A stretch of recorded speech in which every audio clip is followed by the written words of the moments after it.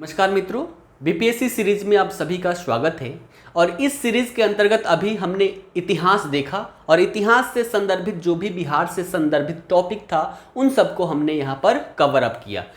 इस सीरीज को आगे बढ़ाते हुए अब यहाँ पर हम बिहार के भूगोल से संदर्भित टॉपिक लेकर आने वाले हैं। और उसके क्रम में देखें तो ये जो पहला हमारा टॉपिक है बिहार अपवाह तंत्र। अपवाह तंत्र को यहाँ पर देखने वाले हैं और अपवाह तंत्र से संबंधित यहाँ पर इतनी सारी चीजें देख लेंगे कि एक भी प्रश्न आपसे छूटेगा नहीं। प्रतिवर्ष देखें तो अपवाह तंत्र से 1 से 2 प्रश्न पूछे जाते रहे हैं अगर आप प्रारंभिक परीक्षा का प्रश्न पत्र देखते हैं, है ना। तो चलिए इसको प्रारंभ करते हैं। सबसे मुख्य नदी की बात करें बिहार में, सबसे पहले तो बिहार की आकृति की बात करते हैं। आकृति देखें तो आयताकार स्वरूप है बिहार की, है ना, आयताकार स्वरूप है। और गंगा नदी की बात करें तो ये बिहार को 2 भागों में विभाजित करती है। गंगा नदी के उत्तरी भाग को उत्तरी बिहार का मैदान कहते हैं, जबकि गंगा नदी के दक्षिणी भाग को दक्षिणी बिहार का मैदान कहते हैं। अब बिहार की नदियों को पढ़ना है तो इसे 2 भागों में विभाजित करके पढ़ सकते हैं। सभी को पता है बिहार के उत्तर में क्या है, हिमालय अवस्थित है, जबकि दक्षिण में देखें तो पठारी क्षेत्र अवस्थित है। इसलिए उत्तर में जितनी भी नदियां हैं ये सभी हिमालयी नदियां हैं और ये वर्ष भर इसमें पानी रहता है। परिणामतः जब वर्षा का समय काल आता है तो ये बड़े स्तर पर उत्तरी क्षेत्रों में विभीषिका लाती है, बाढ़ की विभीषिका। जबकि दक्षिणी बिहार की जितनी भी नदियां हैं इसकी बात करें तो ये सभी पठारी क्षेत्रों से आती है। और पठारी क्षेत्रों से आने वाली जो नदियां होती है वो देखा जाए तो लगभग मौसमी होती है, इसलिए यहां पर पानी की कमी दिखाई पड़ता है। इसलिए ये बिहार का जो दक्षिणी क्षेत्र है ये सूखाग्रस्त क्षेत्र रहता है ना। इतनी सारी बातें नॉर्मल सी बातें हैं। अब चलिए सीधे नदियों पर आते हैं। और नदियों की बात करें तो सबसे पहले हम यहां पर गंगा नदी की बात करते हैं।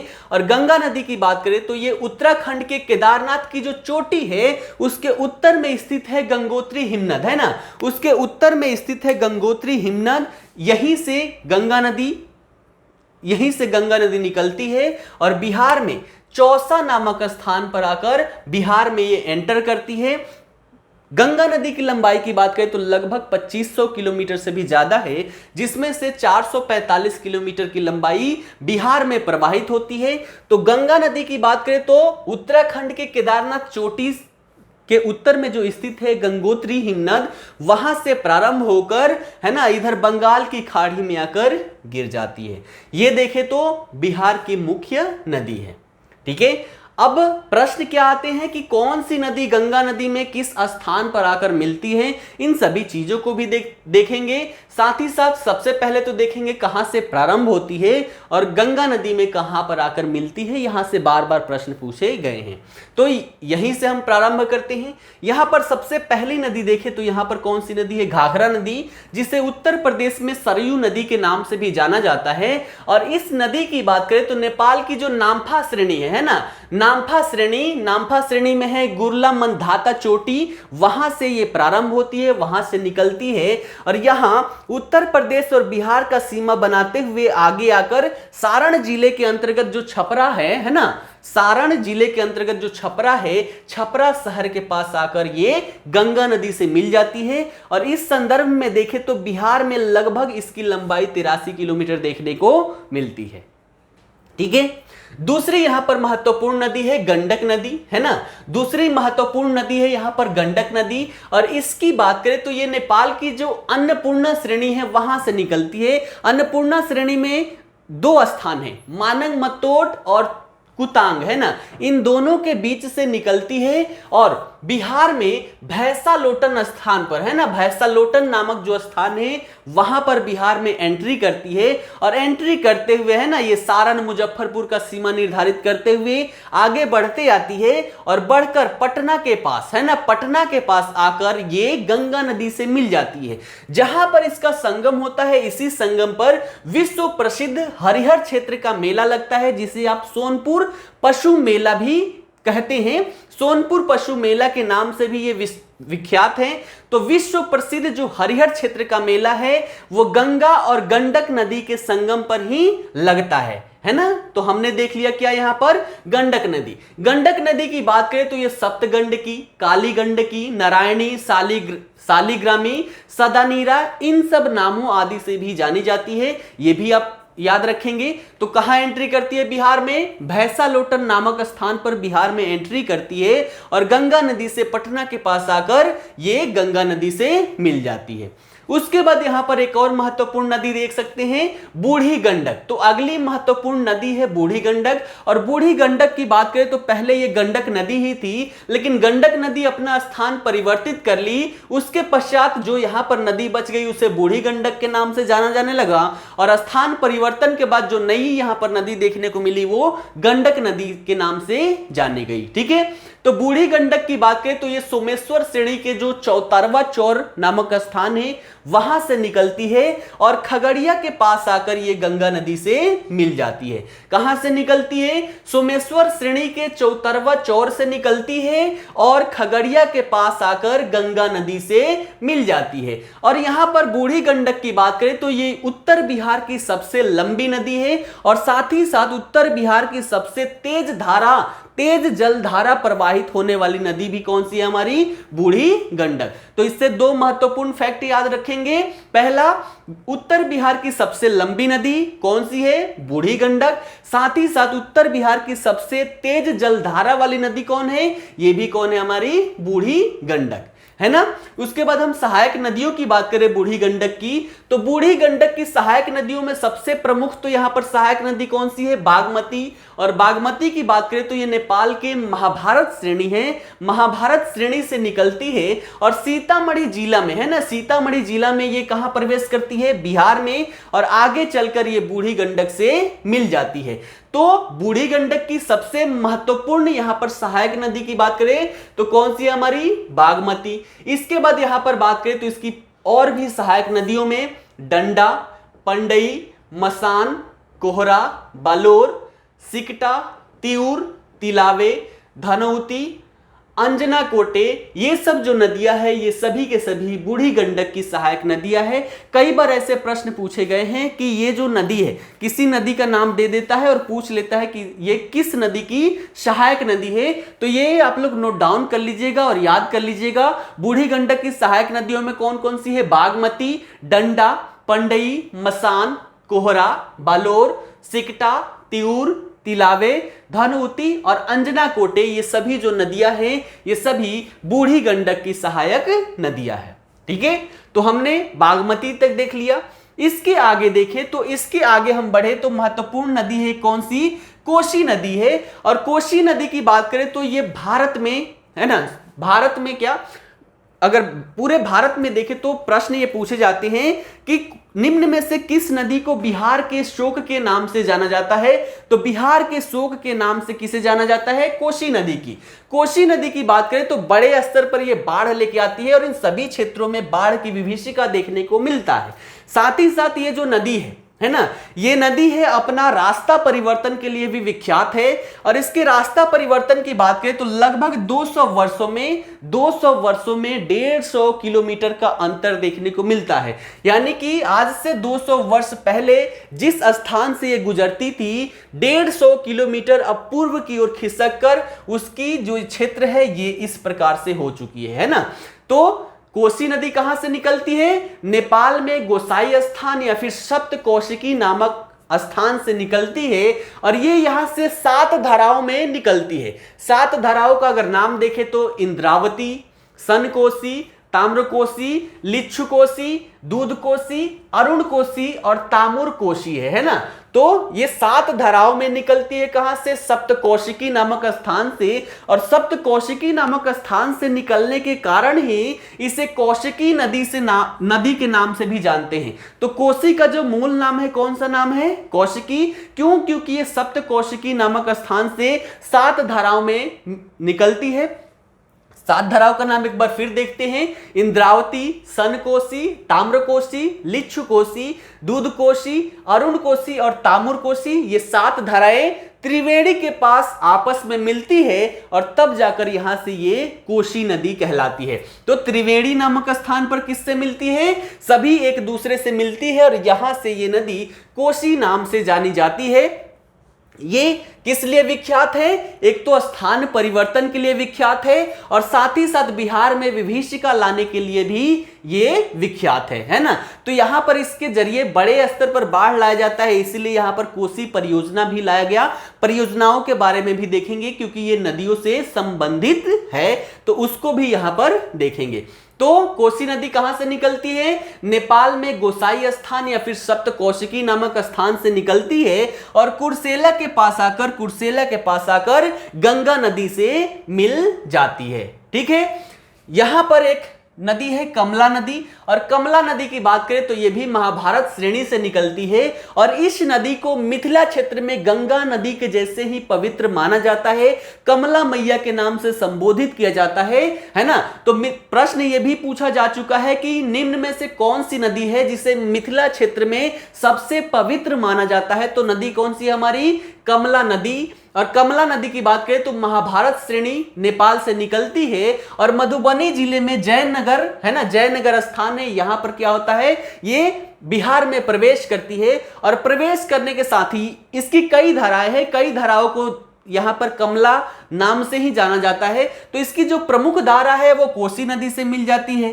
इसी की एक धारा खगड़िया के पास आकर बूढ़ी गंडक में भी मिल जाती है। तो किस स्थान पर मिलती है ऐसा प्रश्न नहीं पूछा जाएगा, क्योंकि ये जो क्षेत्र है बाढ़ वाले क्षेत्र हैं और मिलने का स्थान इसमें परिवर्तित होते रहता है, इसलिए यहां से प्रश्न नहीं पूछे जाएंगे। ठीक है, और फिर देखें उत्तरी बिहार में तो सबसे पूर्वी है ना, बिहार की सबसे पूर्वी नदी कौन सी है?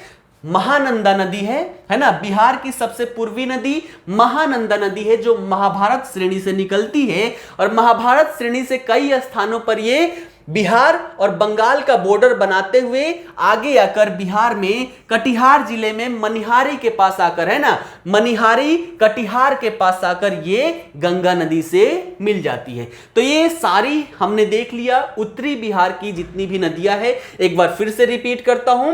पहली नदी हमने क्या देखा? मुख्य नदी गंगा नदी जो गंगोत्री हिमनद से निकलकर बंगाल की खाड़ी में जाकर गिरती है। दूसरी नदी हमने देखा घाघरा नदी, जिसे उत्तर प्रदेश में सरयू नदी के नाम से जाना जाता है, जो नेपाल के नाम्फा श्रेणी से निकलकर छपरा के पास आकर गंगा नदी में मिल जाती है। अगला नदी हमने देखा यहां पर गंडक नदी, जो नेपाल के अन्नपूर्णा श्रेणी से निकलती है और बिहार में भैंसालोटन नामक स्थान में प्रवेश करते हुए पटना के पास आकर गंगा में मिल जाती है और इसी के संगम पर विश्व प्रसिद्ध हरिहर क्षेत्र का मेला लगता है ना।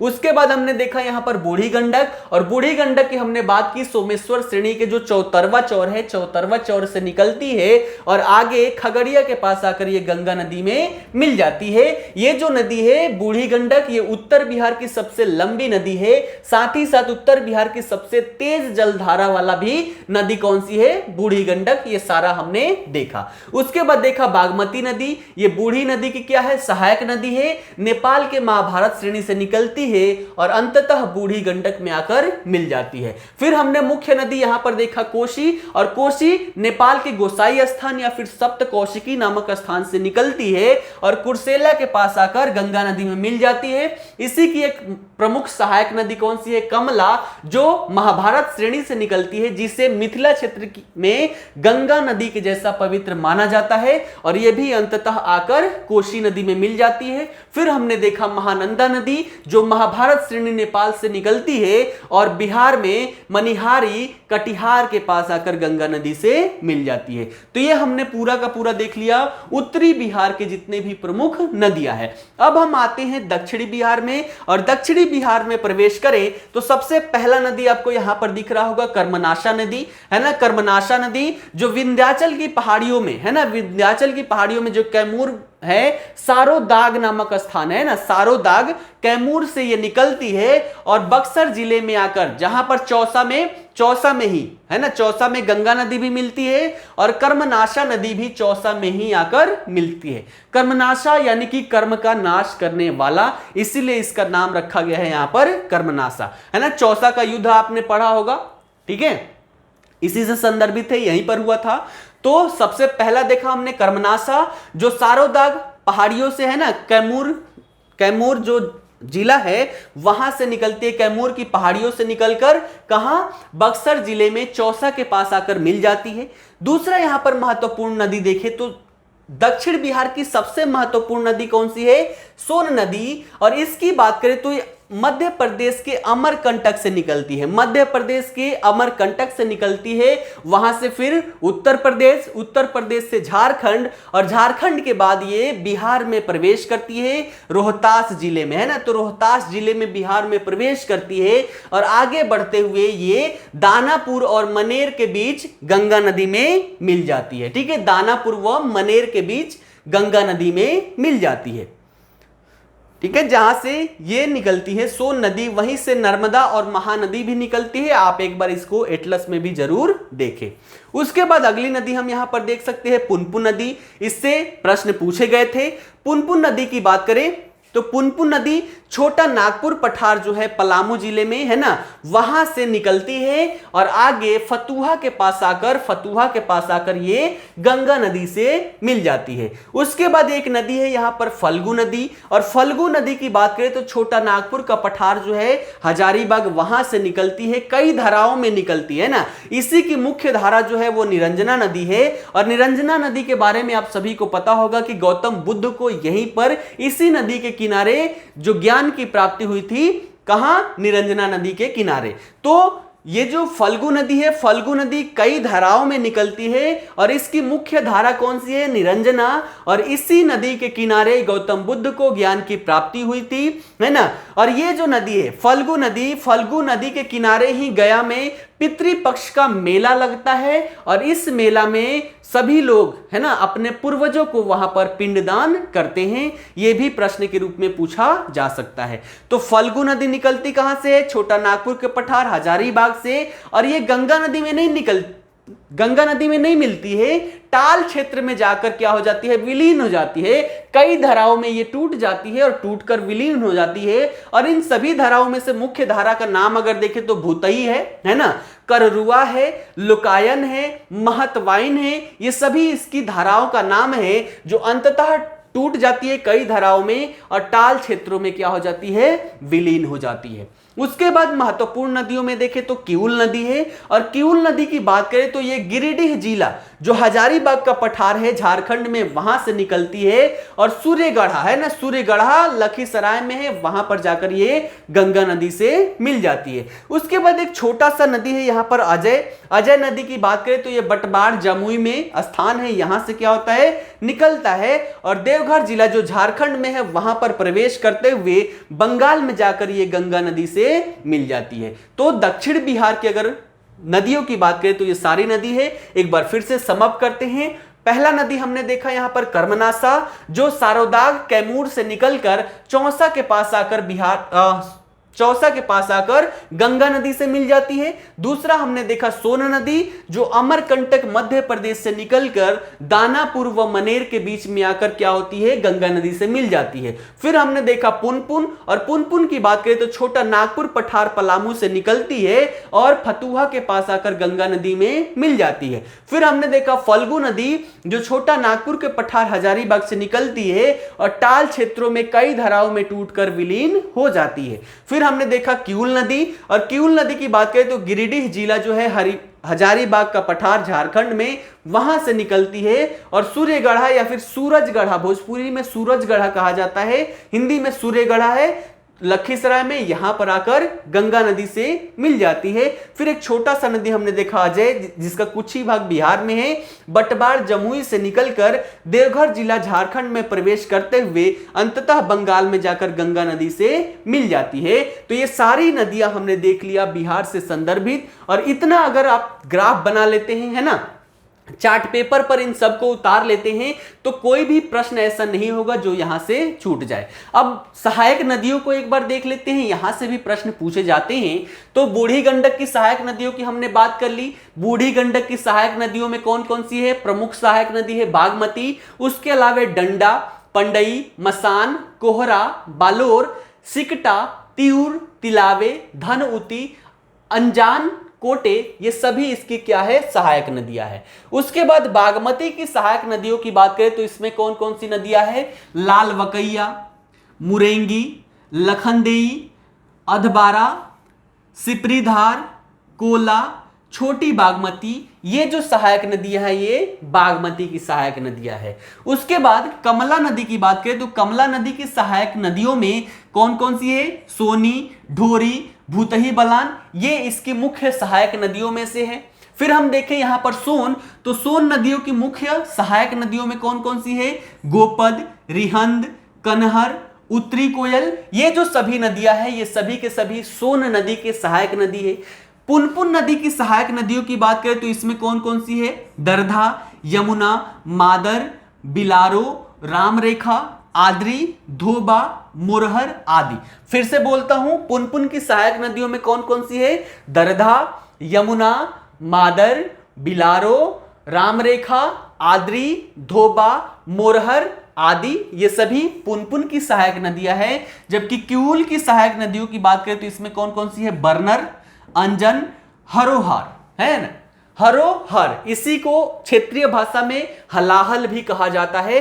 तो सहायक नदियों में कौन कौन सी है? बर्नर, अंजन, हरोहर या फिर हलाहल, ये सभी सहायक नदियां हैं और इनसे प्रश्न पूछे गए हैं और आगे भी पूछे जाएंगे। चलिए अब यहां पर कुछ परियोजनाओं को देख लेते हैं। और परियोजनाओं की बात करें तो यहां पर नदियों से संबंधित है ना? तो सबसे पहले यहां पर देखेंगे कोसी परियोजना। और कोसी परियोजना की बात करें तो प्रश्न पूछा जा चुका है कि ये निम्न में से किसका संयुक्त परियोजना है?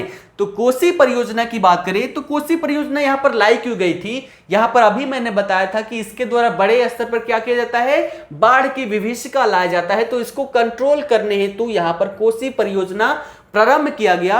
और कोसी परियोजना की बात करें तो यह भारत और नेपाल की संयुक्त परियोजना है ना? भारत सरकार और नेपाल सरकार की संयुक्त परियोजना है, जिसके तहत 1954 में नेपाल के साथ समझौता किया गया था और 1961 में इसमें संशोधन किया गया था। इसी के तहत हनुमान नगर, है ना? हनुमान नगर कहां स्थित है? नेपाल में। और यह बिहार की सीमा पर स्थित है। वहां पर कंक्रीट बांध का निर्माण किया गया है, जिसकी लंबाई लगभग 1140 मीटर है ना? तो ये जो यहां पर बांध बनाया गया है, यहां से दो प्रमुख नहर प्रणाली देखने को मिलती है जो वहां से निकलती है। और प्रश्न के रूप में यह भी पूछा जा चुका है कि इसमें से कौन सी नहर प्रणाली किस नदी से संबंधित है ना? या फिर किस नदी पर अवस्थित है, ऐसे भी प्रश्न पूछे गए हैं। तो कोसी परियोजना के अंतर्गत दो प्रमुख नहर प्रणाली है। पहला कौन सी है? पूर्वी कोशी नहर प्रणाली, है ना? पूर्वी कोशी नहर प्रणाली। और इससे लाभान्वित जो जिले हैं, जिन जिलों को सिंचाई इसके द्वारा प्राप्त होती है, वो जिले कौन कौन से हैं? मधेपुरा, सहरसा, पूर्णिया, कटिहार, है ना? तो पूर्वी कोसी नहर प्रणाली के द्वारा मधेपुरा, सहरसा, पूर्णिया और कटिहार, ये जो जिले हैं यहां पर सिंचाई कार्य होता है। और साथ ही साथ इस नहर प्रणाली पर, पूर्वी कोसी नहर प्रणाली पर 20 मेगावाट विद्युत उत्पादन केंद्र भी स्थापित किया गया है कटैया नामक स्थान पर। यह भी बात याद रखिएगा।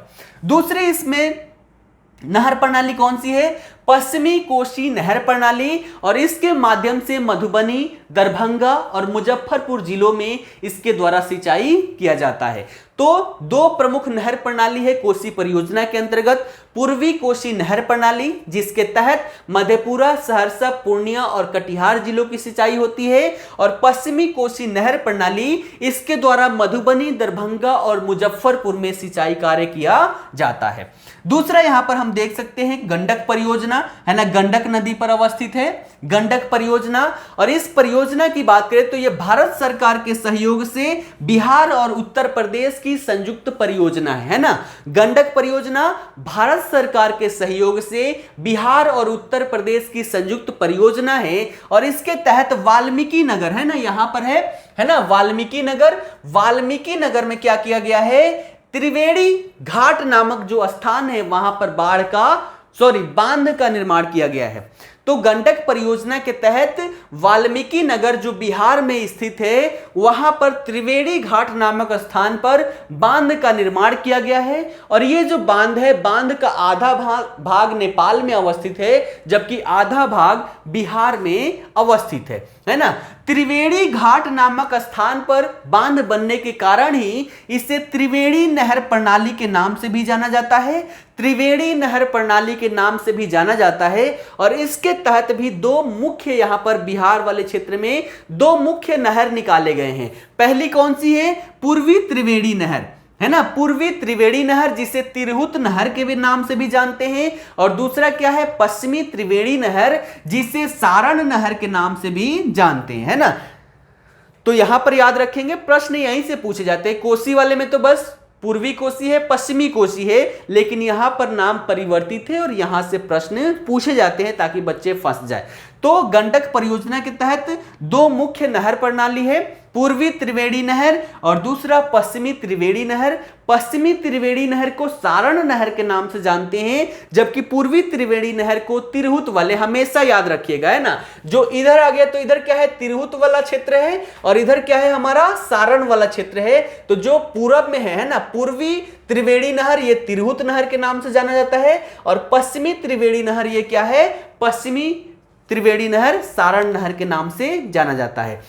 तो पूर्वी त्रिवेणी नहर की बात करें तो इससे समस्तीपुर, पूर्वी चंपारण, पश्चिमी चंपारण, मुजफ्फरपुर, वैशाली, इन सभी जिलों की सिंचाई होती है। पूर्वी त्रिवेणी नहर के जरिए पूर्वी चंपारण, पश्चिमी चंपारण, मुजफ्फरपुर, वैशाली और समस्तीपुर, इन जिलों में सिंचाई कार्य होता है। जबकि पश्चिमी त्रिवेणी नहर की बात करें, सारण नहर की बात करें तो इससे गोपालगंज, सिवान और छपरा, इन 3 जिलों में इसके द्वारा सिंचाई कार्य किया जाता है। ठीक है। तीसरी यहां पर परियोजना जो है वो कौन सी है? सोन परियोजना। और सोन परियोजना की बात करें तो ये बिहार की पहली सबसे बड़ी परियोजना है ना, बिहार की प्रथम वृहद परियोजना है, जिसका निर्माण 1874 ईस्वी में किया गया था, है ना, 1874 अंग्रेजों के समय काल में। तो सोन परियोजना जो है ये बिहार की प्रथम वृहद परियोजना है और इसकी शुरुआत 1874 ईस्वी में किया गया था, है ना। इसके तहत डेहरी के पास बारून नामक स्थान पर एक बांध का निर्माण किया गया 1874 में और यहीं से यह परियोजना प्रारंभ किया गया। इसके अंतर्गत भी दो नहरें देखने को मिलती है। पहली नहर कौन सी है? पूर्वी सोन नहर और दूसरी कौन सी है? पश्चिमी सोन नहर। पूर्वी सोन नहर की बात करें तो यह बारून से पटना तक जाती है और इसके द्वारा औरंगाबाद, गया, जहानाबाद, अरवल और पटना, ये जो जिले हैं, इन जिलों में सिंचाई कार्य किया जाता है। जबकि पश्चिमी सोन नहर की बात करें तो ये डेहरी के पास से निकलती है और इसके द्वारा रोहतास, कैमूर, बक्सर और भोजपुर, ये जो जिले हैं, इन जिलों में इसके द्वारा सिंचाई कार्य किया जाता है। सोन परियोजना के अंतर्गत ही दो यहां पर याद रखिएगा, दो यहां पर विद्युत केंद्र देखने को मिलता है सोन परियोजना के अंतर्गत। पहला कौन सा है? डेहरी जल विद्युत केंद्र। इसकी क्षमता कितनी है? 6.6 मेगावाट। दूसरी कौन सी है? बारून जल विद्युत केंद्र और इसकी क्षमता 3.3 मेगावाट है ना। तो यहां पर हमने पूरा नदियों से संबंधित जहां से भी प्रश्न पूछे जा सकते थे उन सभी चीजों को यहां पर देखने का प्रयास किया, चाहे नदियों से संबंधित हो, किस स्थान से निकलती है, कहां पर मिलती है, ऐसे प्रश्न पूछे गए हैं बीपीएससी में। साथ ही साथ सहायक नदियों से पूछे गए हैं और परियोजनाओं से भी पूछे गए हैं। तो उन सभी चीजों को मैं एक वीडियो के माध्यम से सम्मिलित करने का प्रयास किया हूं, है ना। तो आपको यह वीडियो कैसा लगा, इसके माध्यम से, कमेंट के माध्यम से इसके बारे में अवश्य बताएं। साथ ही साथ इसमें अगर कुछ छूटा हुआ हो तो उसको भी कमेंट के माध्यम से एक बार बताने का प्रयास करें, ताकि अगली बार जब भी इस टॉपिक पर मैं क्लास लूं तो उसमें सम्मिलित करने का प्रयास करूं, है ना। तो चलिए, हमने इतना सारा चीज देख लिया और इसका आप क्या करें, नोट्स बनाएं अच्छे से। पूरा ज्योग्राफी भी यहां पर कंप्लीट करवाया जाएगा मेरे द्वारा, तो इसका भी नोट्स बनाते रहें, इसको भी देखते रहें और प्रारंभिक परीक्षा का जो यहां पर प्रश्न पत्र है उसको भी देखते रहें। ठीक है, तो चलिए आज के लिए इतना ही, फिर मिलेंगे अगले वीडियो के माध्यम से। धन्यवाद।